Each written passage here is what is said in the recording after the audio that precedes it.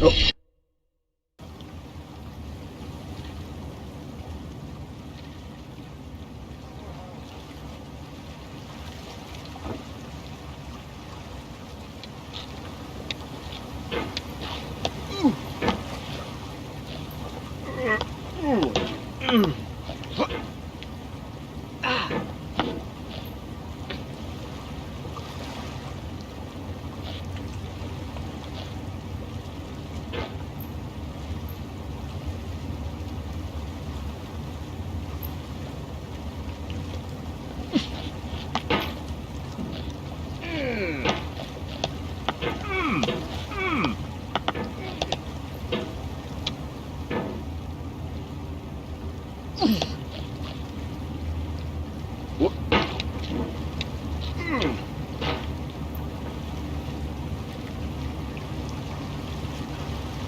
There's no feeling more intense than starting over.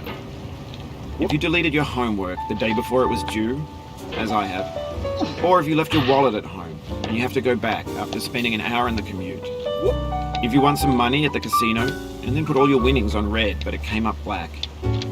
If you got your best shirt dry cleaned before a wedding and then immediately dropped food on it. If you won an argument with a friend and then later discovered that they just returned to their original view. Starting over is harder than starting up. If you're not ready for that, like if you've already had a bad day, then what you're about to go through might be too much. Feel free to go away and come back. I'll be here. Alright, thanks for coming with me on this trip. I'll understand if you have to take a break at any point.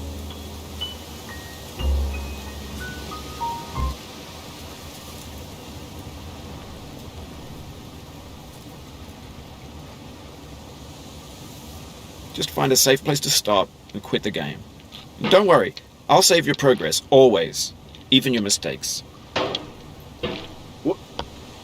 This game is a homage to a free game that came out in 2002, titled Sexy Hiking.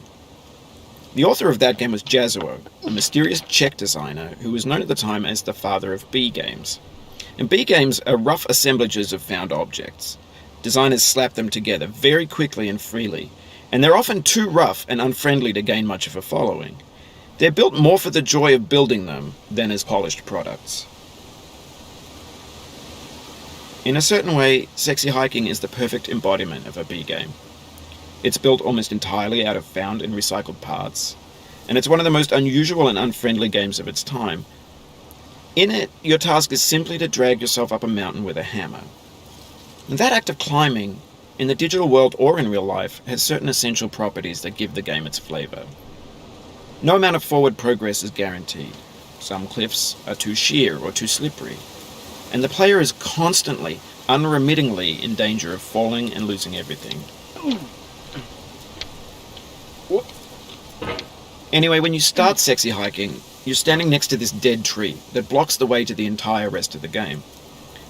It might take you an hour to get over that tree, and a lot of people never got past it. You prod and you poke at it, exploring the limits of your reach and your strength, trying to find a way up and over. And there's a sense of truth in that lack of compromise. Most obstacles in video game worlds are fake. You can be completely confident in your ability to get through them once you have the correct method or the correct equipment or just by spending enough time. In that sense, every pixelated obstacle in Sexy Hiking is real. The obstacles in Sexy Hiking are unyielding, and that makes the game uniquely frustrating. But I'm not sure Jazuo intended to make a frustrating game. The frustration is just essential to the act of climbing, and it's authentic to the process of building a game about climbing. A funny thing happened to me as I was building this mountain. I'd have an idea for a new obstacle, and I'd build it, test it, and it would usually turn out to be unreasonably hard. But I couldn't bring myself to make it easier. It already felt like my inability to get past the new obstacle was my fault, as a player rather than as a builder. Imaginary mountains build themselves from our efforts to climb them, and it's our repeated attempts to reach the summit that turns those mountains into something real.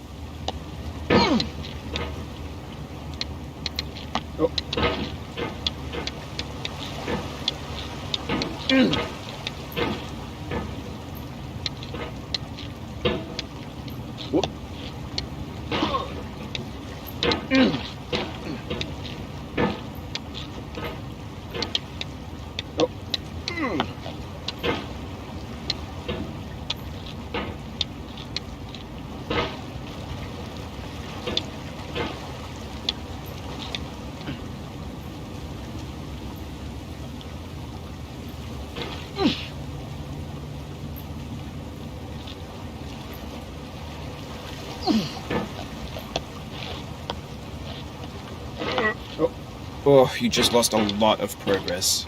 That's a deep frustration, a real punch in the gut.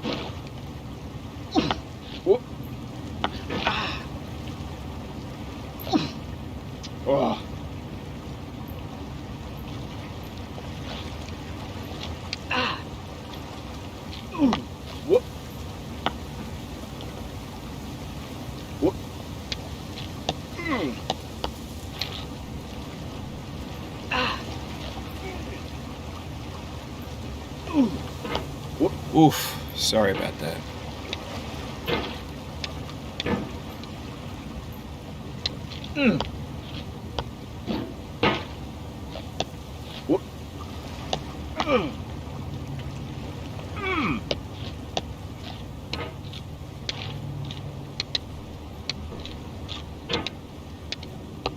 Oh, it happened again.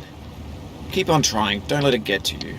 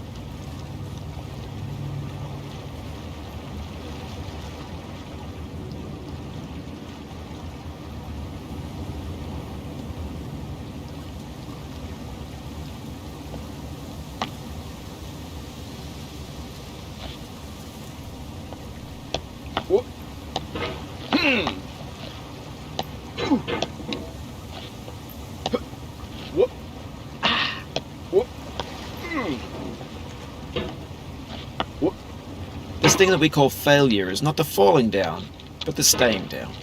Mary Pickford.